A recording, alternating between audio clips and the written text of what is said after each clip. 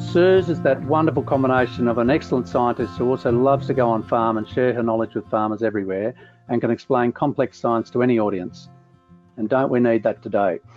There are fewer and fewer soil scientists every year, and we need them to be visible and heard in the public domain, so that for complex issues like soil carbon and carbon farming, the public can know the facts and understand them. Susan is now the Soil Carbon Program Manager and Senior Scientific Advisor at Select Carbon. She's an applied soil scientist with over 15 years experience in soil carbon research and development. She's very well known for her research with New South Wales DPI and soil carbon across landscapes from the Monero to the Western Division of New South Wales in particular, and for her outstanding ability to communicate with landholders and scientists alike. Susan's passionate about farm-ready research and evidence-based decisions, and she continues to work closely with producers to identify creative and reliable solutions to increase farm and landscape productivity, soil carbon and farming system resilience. Thanks very much, Luke, for that lovely introduction, and thank you for joining us in this webinar. I'm very excited to be back talking to this audience. Now on the other side, the dark side, as some people say. I like to think they mean the dark side in terms of soil carbon, the dark side of soil, when my colleagues mention that to me. So a bit on my background. As Luke said, I've been involved in soil carbon R&D for over 15 years now. And as part of that role with New South Wales Department of Primary Industries, I was also involved in the development and the review of the soil carbon methods as they've come online since 2014. The method that we use now is what's referred to as the Soil Carbon Method 2021 method, and I'll be touching on that. But really, I want to explain to everyone the science that underpins the method and how we work out what makes a good project and the other ones where we should be building soil carbon anyway. So soil carbon projects absolutely aren't for everyone, but absolutely building soil carbon is something that producers and advisors should be focused on for the health of our soils and the sustainability of our agricultural production. So what I want to do is start this presentation with a bit of an overview about how we build carbon in soil. And the purpose behind that is really layering the foundations around how we make good decisions about the strategies which will increase soil organic carbon. The way that carbon builds in our soil is through the process of photosynthesis. So as plants grow, they photosynthesize and they take carbon dioxide from the atmosphere. They use energy from the sunlight and water to essentially take what is a gas in the atmosphere, in that carbon dioxide, and turn it into a liquid and a solid form in the plant material itself. So carbon accumulates above ground in the plant material, in leaves and in litter, gets recycled through animals as they're grazing around our landscape and returned to the soil in the form of manure and urine. It gets translocated below ground in the form of roots and root exudates. And it's this cycle of carbon that we're actually looking at when we're identifying strategies which will build carbon in our farming systems. We know that approximately 60% of the total photosynthates which move through this process are translocated below ground. And we also know that the importance of those rapid carbon turnover in the soil in the form of root exudates for soil health and soil function, for plant roots to be able to acquire nutrients and to form symbiotic relationships with soil organisms. So carbon is part of that energy exchange or an economy within the soil, which is really important. Once organic matter starts to accumulate in the soil, we're referring to it as soil organic matter, and it can take several forms. It can take different chemical forms, physical forms, and can be protected in different ways. So organic matter can be protected within the structure of the soil or the aggregates, soil crumbs, which can protect organic matter from further decomposition. The location of carbon within the profile will also influence its stability over time. Organic matter can be chemically protected, as I said before, because of the form that it's in. So there's more stable forms of carbon than others. It can be quite stable when it's in the form of humus within the soil, so microbes and microbial detritus. Or it can be rapidly turning over through those microbial pools, which is a really important way of releasing nutrients for the crops and pastures that we're growing. So while we often talk about total soil organic carbon, we know that there's these different conceptual pools of carbon cycling within the soil. So there's that particulate or that labile organic carbon. So that's typically 20 to 40% of the total organic carbon, turns over in the range of days to weeks to months, is really important agronomically for that supply of nutrients. There's the mineral associated organic matter, or the humic fraction, which builds up in soil, which is largely reflecting of microbes and microbial detritus. It's often associated with the clay minerals within the soil and is a more stable form of carbon. So it typically accounts for about 60 to 80% of that total organic carbon pool. It's a really important source of charge and buffering for the soil as well, and an important nutrient reservoir. And then we've got the charcoal fraction of our organic carbon pool. So it's more resistant, more stable. We're talking about decades to centuries or longer in its stability. It's an important habitat for soil organisms, but it's also relatively challenging to influence with our land management. So it's something that we just see as stable within the soil profile. It's typically around that 10 to 15% of the total soil organic carbon, but in some landscapes it can be as much as 35%. But this is a flow of carbon around the landscape. So it's important to recognize that carbon's also leaving our soil through plant and soil respiration. So as microbes take that particulate or that labile organic matter and they decompose it, they respire just like we do, and that's a loss of carbon dioxide from the atmosphere. Carbon can be lost through this process as well, through fires and also through soil erosion, where you get the physical removal of organic matter or that fine fraction organic matter from a site. So if I was me, and I frequently am, I'd be looking at this graph and saying, as a producer, what could I actually influence to build soil organic carbon stocks? So we can influence the size of those arrows. We have land management strategies which can influence the flow of carbon into the soil via plant growth. So in the form of good agronomic practices, which mean that we're grazing plants so that they're maximizing or optimizing the plant's ability to photosynthesize, making sure that we're retaining ground cover, ensuring that we've got big healthy plants growing with adequate plant and soil nutrition. So that's a way that we can optimize the flow of carbon into the soil, ensuring that our plants aren't constrained in their growth. So we're addressing things like acidicity, hard setting soils, alkalinity. So all of those strategies can increase the flow of carbon into the soil, so that carbon capture through photosynthesis. We have land management strategies which can enhance and increase the protection and stability of carbon within the soil.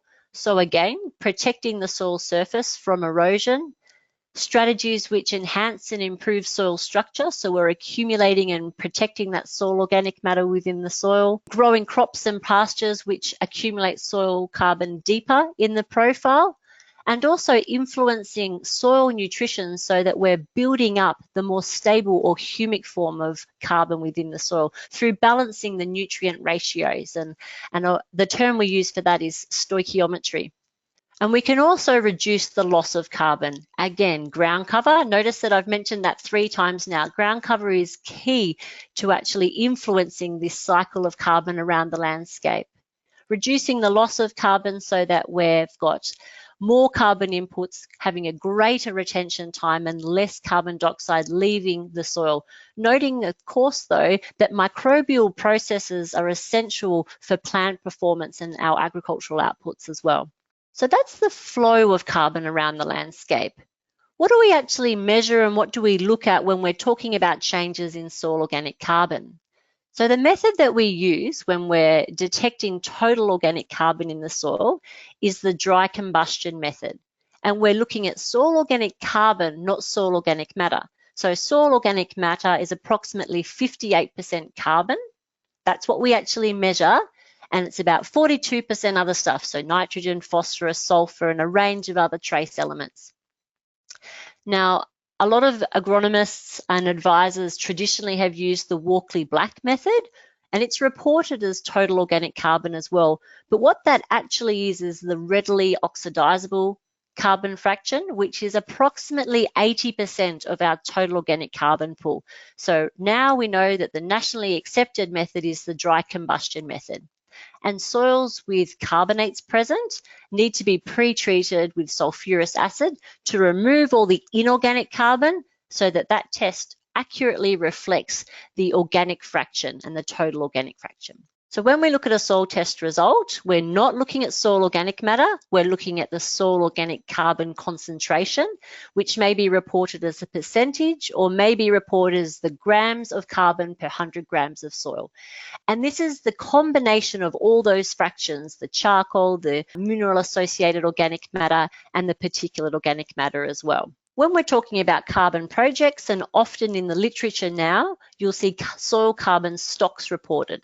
And that's the tons of carbon per hectare. And typically it's reported to 30 centimetres. And that's the international standard for soil organic carbon stocks. And the way that soil organic carbon stocks are calculated is you need the carbon concentration, so the grams of carbon per 100 grams of soil. You need to know the depth over which that sample was collected. And you need to know the bulk density of the soil. And the bulk density is the mass of soil for a given volume. So that's what we need to take that carbon concentration value and turn it into a weight of carbon for a given area, or the tons of carbon per hectare. So an example of that is if we had 1.1% soil organic carbon in the 0 to 30 centimetre soil layer, and we knew that our bulk density was 1.3, we'd be able to calculate that our soil carbon stocks 43 tonnes of carbon per hectare in that 0 to 30 centimetre layer. Another unit that often gets spoken about is carbon dioxide equivalents. So 1 carbon dioxide equivalent, or 1 tonne of carbon dioxide, is equivalent to 1 ACCU, which is an Australian carbon credit unit.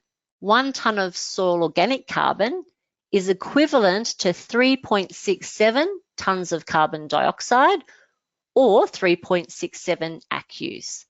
So that's some different calculations that we use when we're transitioning from looking at building soil organic carbon, what we see in a soil test, what we see in the literature, and then moving to what we might use in the method. Now, we do know that there are strategies and evidence around building organic carbon in our Australian agricultural systems. So this table here is taken from a paper that we published last year, which was led by Jonathan Gray from the Department of Environment. And in this table, what we have is we've got the location of a range of different studies. Some are meta-analysis studies, some are more site-related field surveys, and some are replicated trials. In the next column along, we've got the management practices. So for example, perennial pastures, including legumes in crop rotations, the incorporation of wheat stubble, nutrient and grazing management, so all factors which would influence the flow of carbon into the soil, the retention of carbon within the soil also. So they're the positive factors which would actually influence that flow of carbon. The next column along is the depth over which the carbon was calculated at, so typically to 30 centimetres. The next column along is our soil organic carbon sequestration rate. So the difference between your starting carbon stocks and where you move to, and then averaged over the duration of that study. So the rate is the carbon stock increase per hectare per year. And then we've got the references in the far right-hand column. So I like to use this table to show that we do have a lot of peer-reviewed literature and evidence to say that there are strategies that increase soil organic carbon.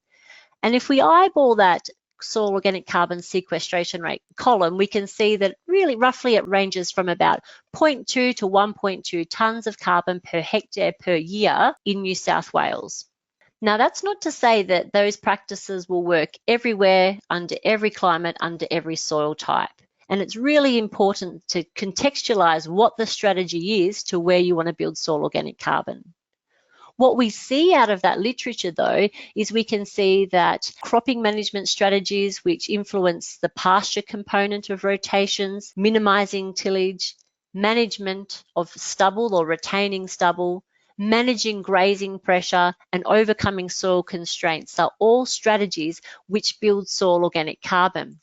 Now, the rate of carbon sequestration depends on the initial starting level of soil organic carbon. So how big is the bucket that you're actually refilling? What is the soil type? So we know that clay content and clay mineralogy influences the ability to hold on to and store stable organic carbon in those mineral associated forms or organomineral associations.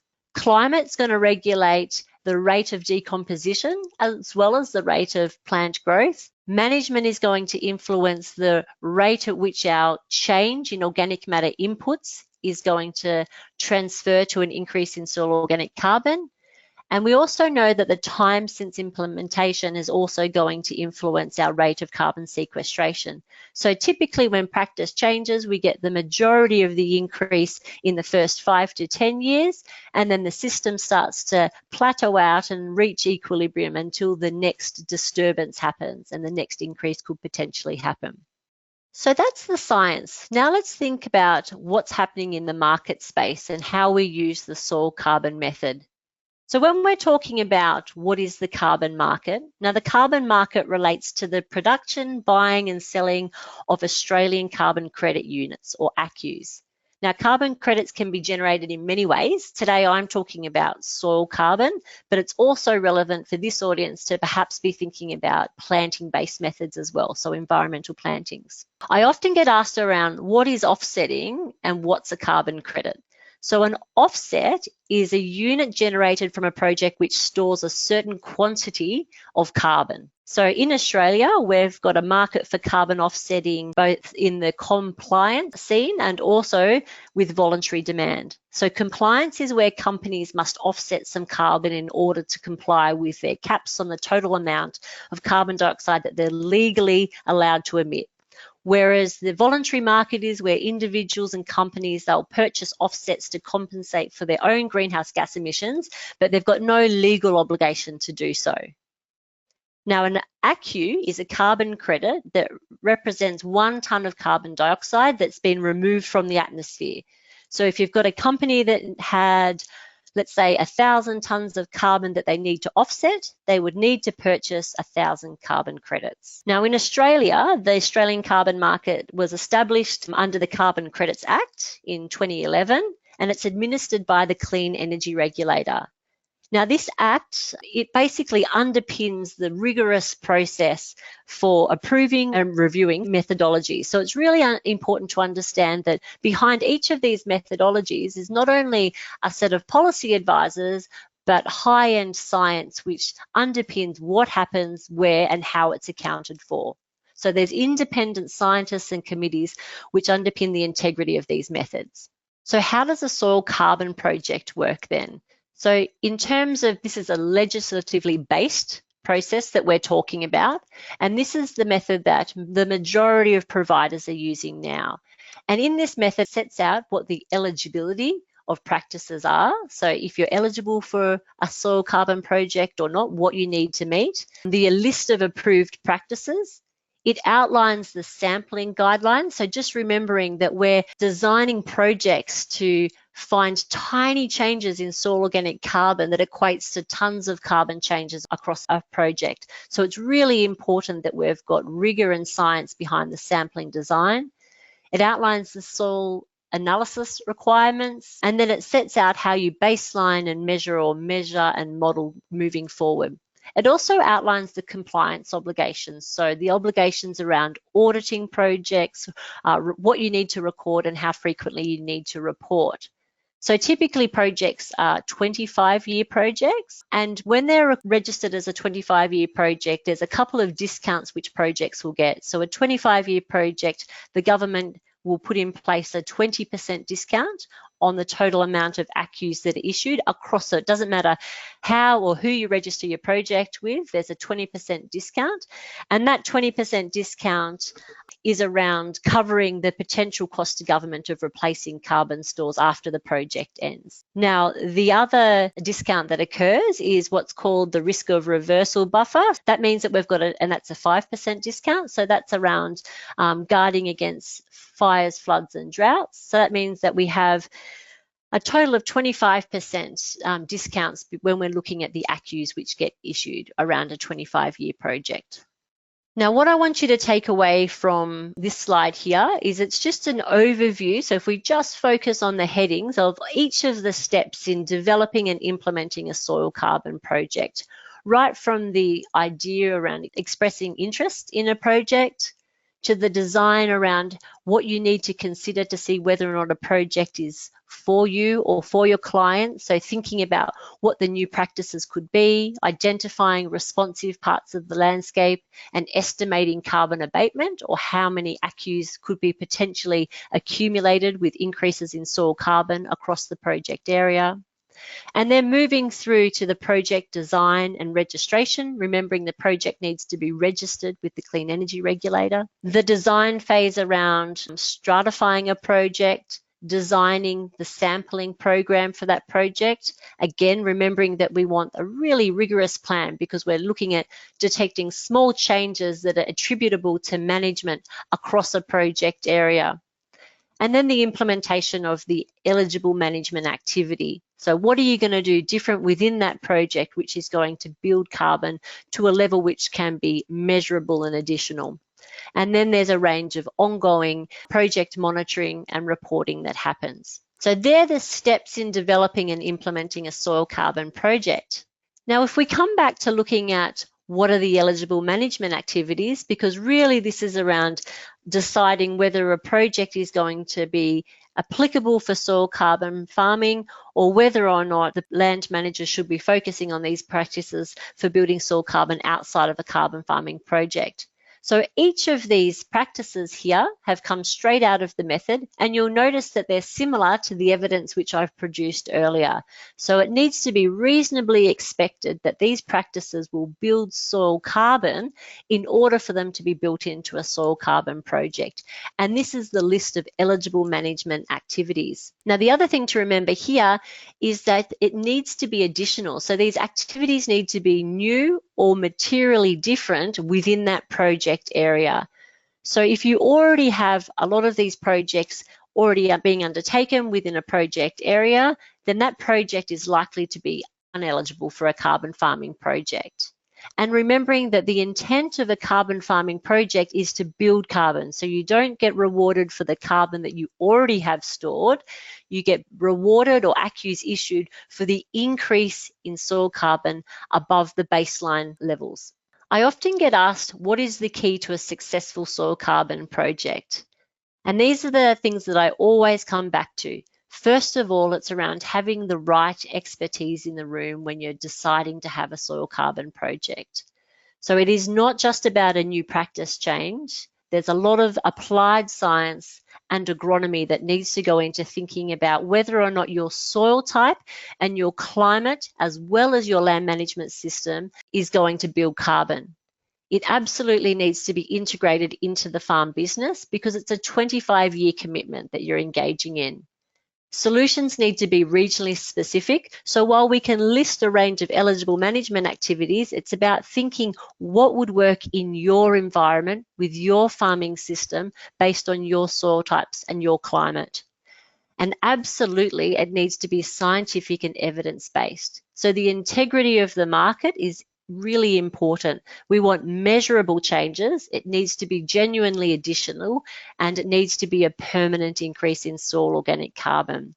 So to achieve this, I always come back to saying it needs to be co-designed and implemented with the producers and their advisors, if they use an advisor, in the room. Now, the way we calculate net abatement, and this is my second last slide, is we're looking at the change in soil carbon stock. So if we focus on this first graph here, so this has come straight out of the CER's Simple Guide to Understanding a Soil Carbon Project, very easy, much easier than the legislation, very easy to interpret document.